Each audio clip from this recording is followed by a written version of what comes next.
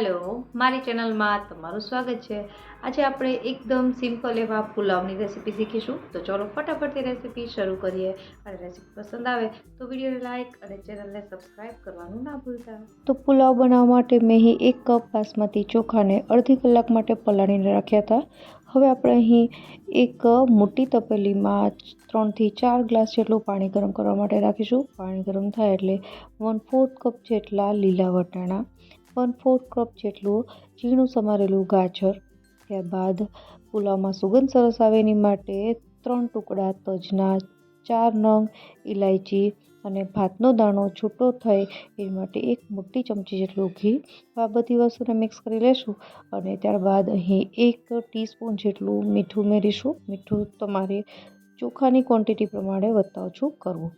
હવે થોડું આ બધી વસ્તુ છે ઉકળી જાય એટલે જે આપણે બાસમતી ચોખા પલાળીને રાખ્યા તેમાંથી પાણી વધારાનું કાઢી અને ચોખા ઉમેરી દેવાના છે। અને હવે મીડિયમ ગેસની ફ્લેમ પર આપણે ચોખાને રાંધી લેવાના છે।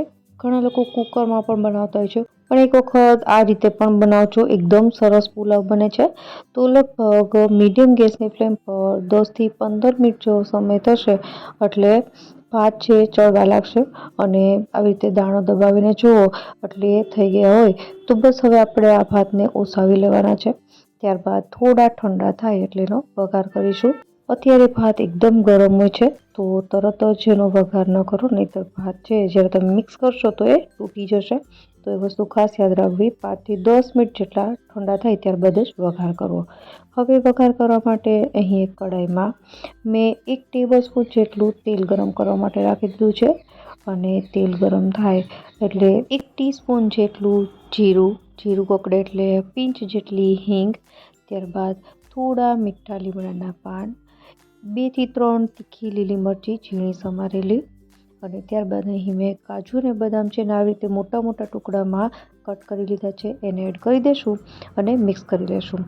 કાજુ બદામને 1 મિનિટ માટે સોતે કરવા જેનાથી ખાવામાં એનો ક્રંચ સરસ લાગે છે।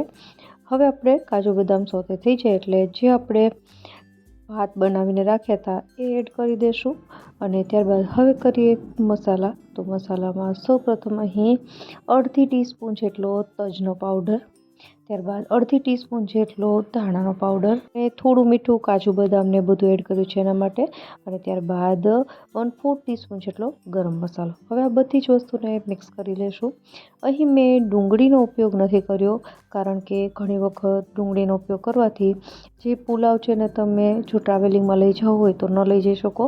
તો ડુંગળીનો ઉપયોગ જો તમારે કરવો હોય તો કરી શકાય, જ્યારે તમે વઘાર કરો ત્યારે જ ડુંગળી એડ કરી દેવી, પણ હું આ પુલાવ આવી રીતે એકદમ સિમ્પલ રીતે જ બનાવું છું। તો મિક્સ કરી લીધા બાદ આપણો આ પુલાવ તૈયાર છે। અહીં બીજા કોઈ પણ મસાલા કરવાની જરૂર નથી। ગેસ બંધ કરી દઈશું। ઉપરથી થોડા કોથમીરના પાન ઝીણા સમારેલા અને ત્યારબાદ થોડા દાડમના દાણા અને આ બધી જ વસ્તુને મિક્સ કરીને ગરમા ગરમ પુલાવને તમે દહીં સાથે સર્વ કરી શકો છો અથવા તો ગુજરાતી કઢી સાથે પણ સર્વ કરી શકો છો।